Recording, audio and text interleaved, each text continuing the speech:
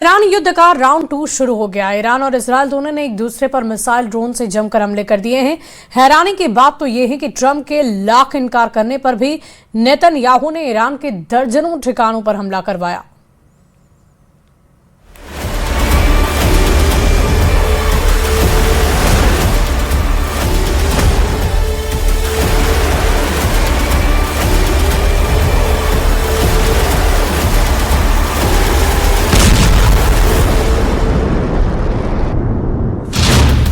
Iran का operation नस्र शुरू। 62 दिन बाद इजराइल पर हमला।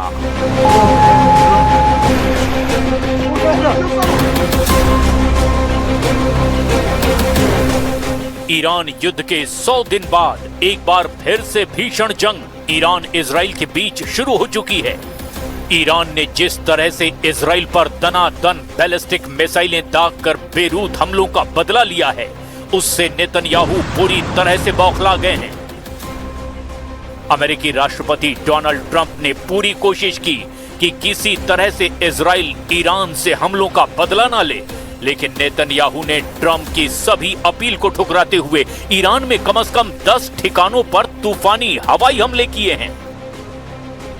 इजराइल ने तेहरान, तबरीज, करज और ईरान के परमाणु ठिकाने एस्फान पर जो हमले किए, उससे भारी तबाही हुई है।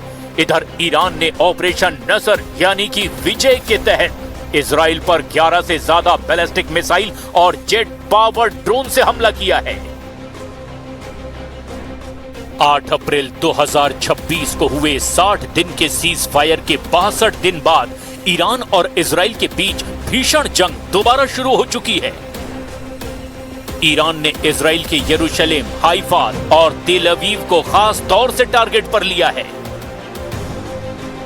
इधर इजरायली सेना ने पुष्टि की है कि उसकी वायुसेना ने ईरान के दक्षिण पश्चिम इलाके में मौजूद मह शहर पेट्रोकेमिकल कॉम्प्लेक्स पर हवाई हमला किया है। दावा तो यहां तक किया जा रहा है कि उत्तरी इजराइल पर हिजबुल्लाह ने हमले शुरू कर दिए हैं, जबकि हूती ने भी इजराइल के ठिकानों को निशाना बनाया है। हालात तेजी से खराब होते जा रहे हैं और दावा किया जा रहा है कि अमेरिकन सेंट्रल कमांड को आदेश दे दिया गया है कि वो हमले के लिए पूरी तरह से तैयार रहे।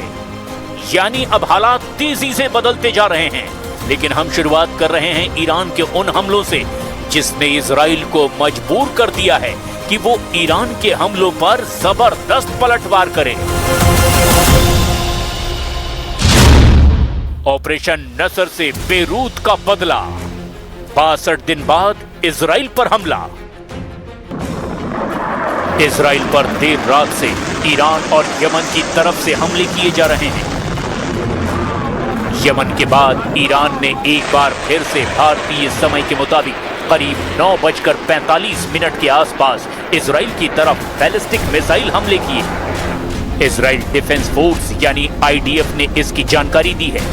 इससे पहले ईरान के बाद यमन के हूती विद्रोहियों ने भी इजराइल पर सुबह हमले कर दिए थे। इजराइल डिफेंस फोर्स ने कहा कि 8 जून को तड़के यमन से इजराइल की तरफ दागी गई एक मिसाइल को रोक दिया गया। ताजा हमलों को देख करके आईडीएफ ने कहा कि खतरे को रोकने के लिए काम किया जा रहा है।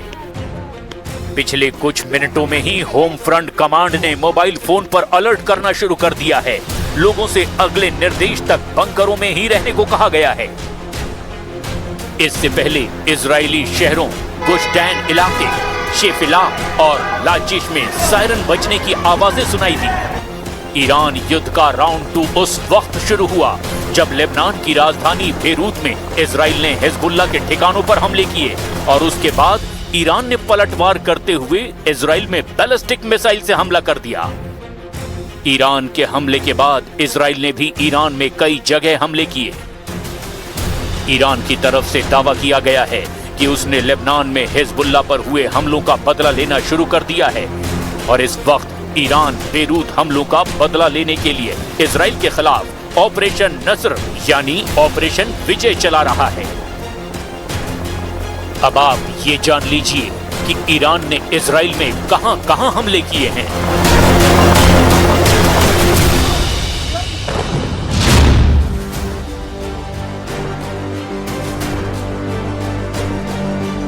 ईरान का मेन टारगेट मुख्य उत्तरी इजराइल के नाजरेत के पास मौजूद रमात डेविड एयरबेस था। ईरान का दावा है कि लेबनान पर हमला करने वाले इजरायली लड़ाकू विमानों ने इसी बेस से उड़ान भरी थी, जिसका उसने बदला लिया है। इसके अलावा इजराइल के केंद्रीय हिस्सों में भी मिसाइलें दागी गई है, जिसमें यरूशलेम सहित कई शहरों में हवाई हमले के सायरन गूंज उठे। ईरान की रिवोल्यूशनरी गार्ड यानी IRGC ने कहा कि उसने इजराइल के हाइफा शहर में एक केमिकल प्लांट पर मिसाइल हमला किया।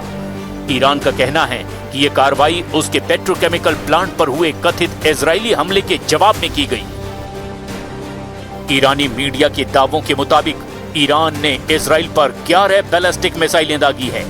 अमेरिका में इजरायली राजदूत ये लाइटर ने 11 मिसाइलों की पुष्टि की है।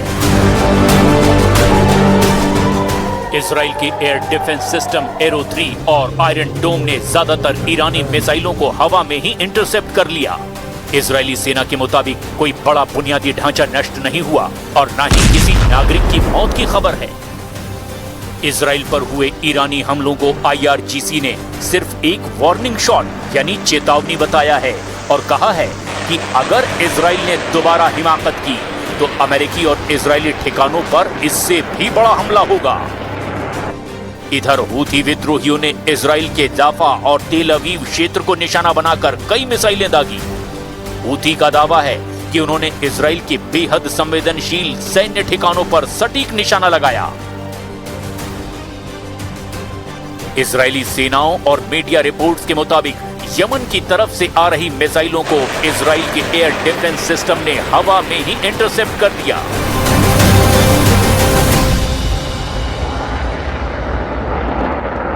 کودککش صهیونیستی با عبور از همه خطوط قرمز و افزایش حملات در جنوب لبنان زاویه بیروت را هدف قرار داده است.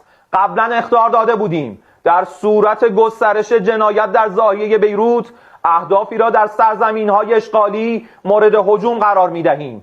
ارتش صهیونیستی باید حملات خود به جنوب لبنان و زاهیه را متوقف نماید و در صورت گسترش حملات خود به آن منطقه و یا پاسخ به اقدام ایران با ضربات کوبنده‌تر و پشیمان کننده روبرو و حملات ویرانگری علیه رژیم و حامیان آن آغاز خواهد شد.